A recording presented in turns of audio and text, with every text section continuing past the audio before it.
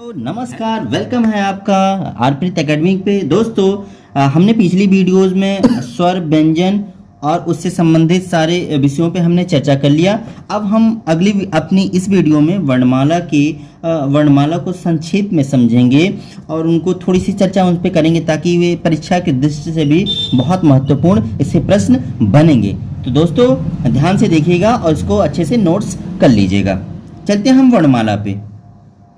वर्णमाला दोस्तों, वर्णमाला में पहला जो अ से स्टार्ट होता है, अ से स्टार्ट होके सीधे अह तक जाता है। अब इन 13 वर्णों में कुछ वर्ण ऐसे हैं जो स्वर हैं और कुछ वर्ण इनसे अलग हैं, तो हम इनको पहले जान लेते हैं। जैसे अ, आ, ई, उ, री, ए, ओ, और अंग और ये अह। लेकिन अब इसमें भी दोस्तों 1 2 3 4 5 6 7 8 9 10 और ये 11, ये टोटल मिला के 11 जो वर्ण हैं ये हमारे क्या हैं? स्वर हैं।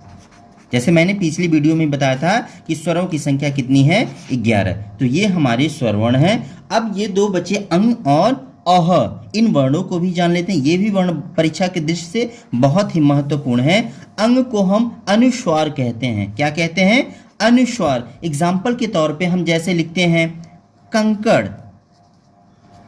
कंकड़, और लिखते हैं दंग, चंगा, गंगा इत्यादि। बहुत सारे वर्ण हैं जो हम अंग की मात्राओं से हम लिखते हैं। तो यह अनुस्वार। और दूसरा है अह। ये जो हमें दो बिंदु दिख रही है, इन वर्णों को हम कहते हैं विसर्ग। विसर्ग कहते हैं। जैसे दुख में भी ये दो बिंदु जो आए हैं इन्हीं को हम क्या कहते हैं? विसर्ग कहते हैं। लेकिन इतना ध्यान रहे, अंग और अह इन दोनों वर्णों को हम अयोगवाह भी कहते हैं। अयोगवाह नोट कर लीजिए दोस्तों, क्योंकि परीक्षा की दृष्टि से बहुत ही महत्वपूर्ण है। पूछा जाता है कि अयोगवाह कौन कौन से वर्ण हैं, तो आपको सिर्फ इतना ही ध्यान रखना है, अंग और अह क्या है? अयोगवाह है। इसके अलावा मैंने एक बताया था उच्छिप्त व्यंजन। इसको भी याद कर लेंगे। ड और ढ, इन दोनों वर्णों को बिल्कुल तौर पे नोट्स कर लीजिएगा। ठीक है दोस्तों। अब आते हैं हम व्यंजन की तरफ। व्यंजन क, ख, ग, घ, ङ, च, छ, ज, झ, ङ, ट, ठ, ड, ढ, ण, त, थ, द, ध और न, प, फ, ब, भ और म। ये तो हमारे 25 वर्ण हुए। टोटल हुए 25 वर्ण। लेकिन इन 25 वर्णों को भी देख लेते हैं कि आखिर ये 25 वर्ण हैं क्या। ये जो टोटल 25 वर्ण हैं ये हमारे स्पर्श व्यंजन की श्रेणी में आते हैं। ये कौन से व्यंजन हैं? स्पर्श व्यंजन। इनको ध्यान में रखिएगा क्योंकि हमेशा ये परीक्षा में पूछे जाते हैं स्पर्श व्यंजनों की संख्या कितनी है। तो हमेशा याद रखना है कि इनकी संख्या 25 है। और कौन कौन से हैं? तो क वर्ग से लेकर प वर्ग तक, मतलब म तक, ये क्या है? स्पर्श व्यंजन है। अब यह स्पर्श व्यंजनों की संख्या में भी देखिए, लास्ट में जो मैंने लिखे हैं ड, ङ, ण, न और म, इनको हम अनुनासिक कहते हैं। अनुनासिक दोस्तों, मैंने यहाँ पे लिखा है अनुनासिक। अनुनासिक का मतलब इन वर्णों का उच्चारण हमें नाक से करना है, पूरी आवाज से नहीं करना होता। इन्हें हमें नाक से बोलना। जैसे न और म, इनका उच्चारण, इन पांचों वर्णों का उच्चारण हमें नाक से ही करना होता है। और इन्हें हम पंचमा अक्षर भी कहते हैं। इनका विशेष तौर पे आप लोग ध्यान रखिएगा क्योंकि ये वर्ण हमेशा पूछे जाते हैं कि अनुनासिक व्यंजन कौन से हैं। तो हमेशा ध्यान में रखिएगा कि अनुनासिक व्यंजनों की संख्या 5 है। ठीक है दोस्तों।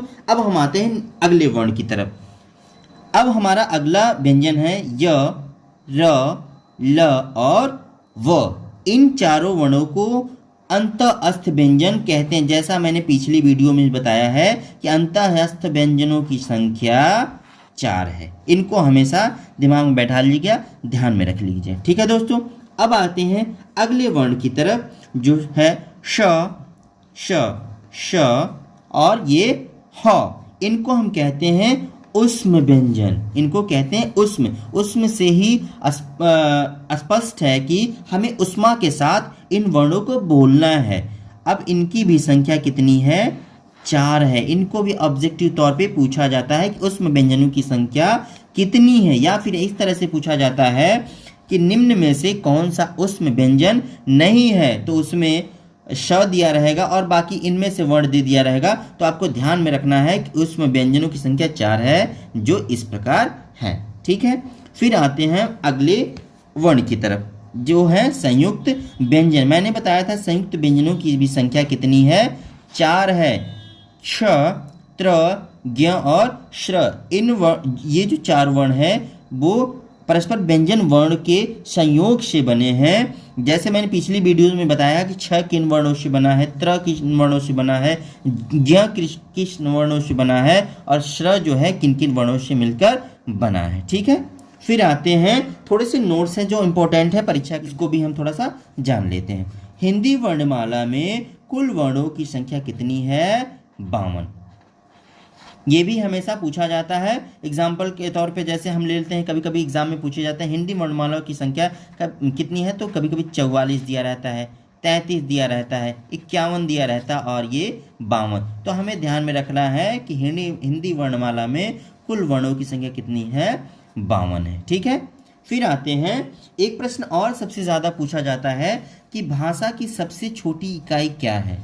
पूछा जाता है कि भाषा की सबसे छोटी इकाई क्या है, तो हमें ध्यान में रखना है वर्ण है, अक्षर है, वर्ण या अक्षर है। ठीक है, अब इसके बाद एक और प्रश्न सबसे ज़्यादा पूछा जाता है वर्णमाला से। हिंदी वर्णमाला में स्वरों की संख्या, मैंने पिछली वीडियोस में बताया है, तो वर्णमाला में स्वरों की संख्या 11 है। कितनी है? 11। इस चीज़ का भी ध्यान रखिएगा। और ये आखिरी मेरा प्रश्न था, हिंदी वर्णमाला में व्यंजनों की संख्या, तो हमें ध्यान में रखना है कि हिंदी वर्णमाला में व्यंजनों की संख्या 33 है। ठीक है दोस्तों, तो ये था हमारा वर्णमाला का छोटा सा चार्ट जिसमें मैंने सारी चीज़ों को डिस्क्राइब कर दिया है। तो दोस्तों मेरा आपसे रिक्वेस्ट है कि आप मेरे चैनल पे बने रहिएगा, ताकि मैं ऐसे एग्ज़ाम के दृष्टिकोण से, चाहे टेट के एग्ज़ाम हो, पेट के एग्ज़ाम हो या छोटे मोटे नवोदय के एग्ज़ाम हो, इनसे रिलेटेड हिंदी संबंधित सारी चीज़ों को मैं बारी बारी से हर वीडियो में बताऊँगा। तो थैंक्स फॉर वॉचिंग आरप्रीत एकेडमी।